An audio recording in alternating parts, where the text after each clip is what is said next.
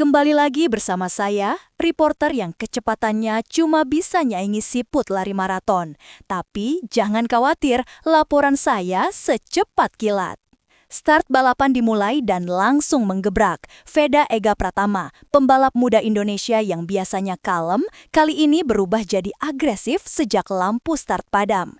Dalam hitungan detik, dia meluncur seperti peluru, langsung ambil alih posisi depan, menutup racing line, dan memainkan strategi blocking bersih tapi efisien. Penonton bersorak, komentator terpana. Ini bukan Veda yang biasa, ini Veda yang lapar podium. Tapi justru di momen ia terlihat paling siap, sesuatu yang tak terduga mulai mengintai. Lap pertama solid, lap kedua pun begitu. Tapi saat masuk sektor cepat di lap kedua, kamera onboard tangkap anomali. Veda melirik dashboard, gerakannya berubah, fokusnya pecah. Ini awal dari bencana. Masuk sektor 3, tikungan cepat, RPM motor Veda tiba-tiba drop. Tadinya tertinggal, kini menyusul. Seperti motor Veda bukan motor balap, tapi motor latihan sore. Ini bukan soal skill, ini soal tenaga yang tiba-tiba lenyap.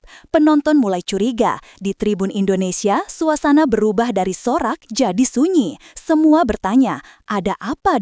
Lap keempat jadi saksi kejatuhan Veda. Dari posisi 3 turun ke 7. Tapi bukan karena line jelek atau kesalahan braking. Data lab menunjukkan racing line masih presisi. Tapi power motor drop, RPM tidak merata. Tenaga seperti terpotong setengah. Itu membuat lawan-lawan mudah menyalip. Semua komentator sepakat, ini bukan performa Veda yang biasanya. Masalahnya bukan pada pembalap, tapi di mesinnya. Fakta ini bikin dugaan makin liar. Ada apa dengan motor ini? Dan mengapa hanya Veda yang kena? Saat Veda masuk pit, kamera tangkap momen para teknisi langsung buka data. Telemetri nggak bisa bohong, grafik jelas tunjukkan. Throttle buka tapi power delivery delay. Respon mesin lambat, RPM naik turun nggak normal. Beberapa kru mulai panik. Engineer utama nunjuk layar, kepala mekanik geleng-geleng. Ini bukan setup salah biasa. Ada setting yang kacau atau komponen yang rusak. Tapi anehnya, mereka seperti sengaja nutupin sesuatu. Bahkan beberapa kru geser laptop ke belakang pit wall. Jelas ini lebih dari troubleshooting biasa. Ini damage control. Rumor langsung beredar. Beberapa sumber dalam menyebut motor Veda pakai mapping mesin yang disiapkan untuk lintasan semi basah. Padahal race kering total. Ini blunder besar. Dan katanya ada 2 versi mapping malam sebelumnya. Satu agresif untuk kering, satu konservatif untuk lembab. Tapi entah kenapa yang dipasang versi lembab. Akibatnya fatal, akselerasi lemah, power ngambang. Dan yang bikin tambah curiga, motor tim satelit Honda stabil, gak ada masalah. Ini makin kuatkan dugaan bahwa Veda dijadikan bahan eksperimen tanpa izin. Kalau benar, ini bukan kesalahan. Ini pengorbanan sepihak.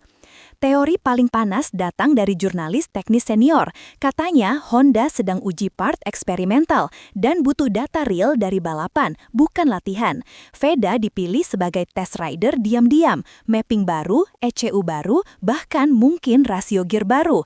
Parahnya, mapping ini baru 2 kali dites dan dua-duanya bermasalah, tapi tetap dipasang di motor Veda, tanpa transparansi, tanpa izin. Kalau ini terbukti, maka Honda telah jadikan Veda sebagai lab berjalan, bukan pembalap tapi alat tes. Dan yang lebih gila, semua masalah ini terjadi tanpa klarifikasi resmi dari tim. Diam 1000 bahasa. Setelah balapan, semua pihak tunggu penjelasan dari tim. Tapi yang keluar hanya satu kalimat datar, kita akan evaluasi.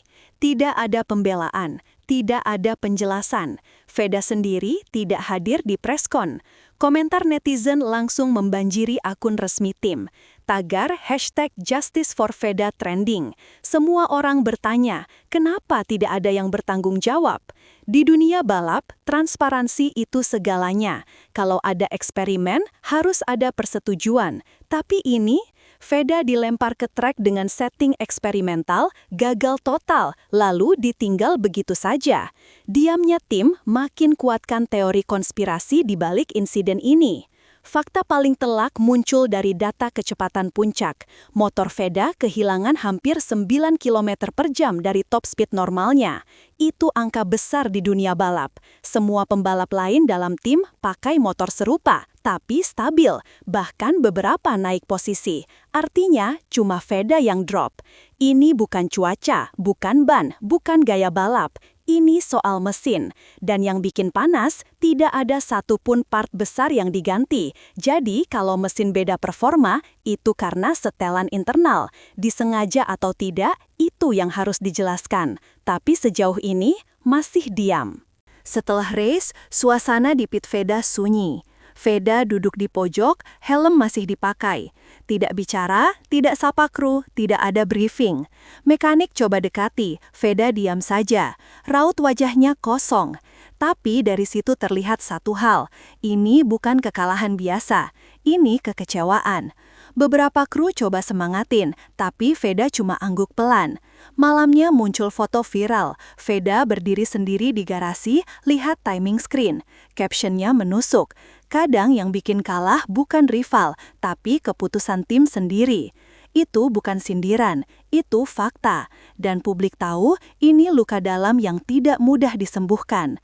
Setelah insiden ini, banyak yang mulai bertanya, apakah Veda masih mau bertahan di tim ini? Spekulasi bermunculan. Ada yang bilang tim rival mulai mendekati. Beberapa menyarankan pindah tim. Tapi dunia balap tidak semudah itu. Ada kontrak, ada loyalitas, dan ada politik internal.